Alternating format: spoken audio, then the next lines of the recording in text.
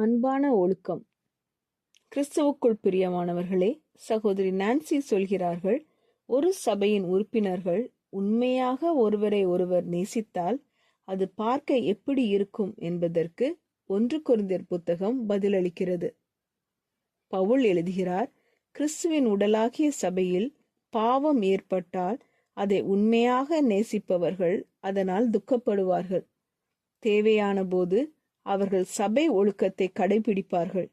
ஏனெனில் அவர்கள் பாவத்தை வெறுப்பதற்காக அல்ல, பாவியை மீட்க விரும்புவதற்காக அப்படி செய்கிறார்கள்.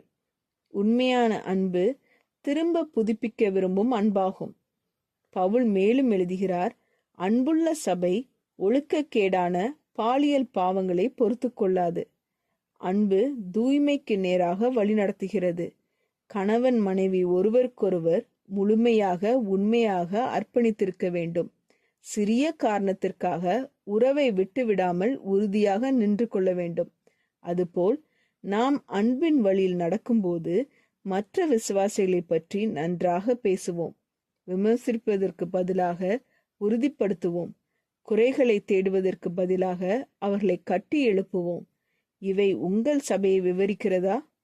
உங்கள் கூட்டுறவும் உங்கள் வாழ்க்கையும் உண்மையான தேவ பக்தியான அன்பால் நிரம்பியிருக்க தேவனிடம் உதவி கேளுங்கள்.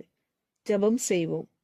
எங்கள் அன்பின் பரமபிதாவே, உண்மையான அன்பு எங்கள் வாழ்க்கையிலும் எங்கள் சபையிலும் வெளிப்பட வேண்டும் என்று நாங்கள் உம்மிடம் வேண்டிக் கொள்கிறோம்.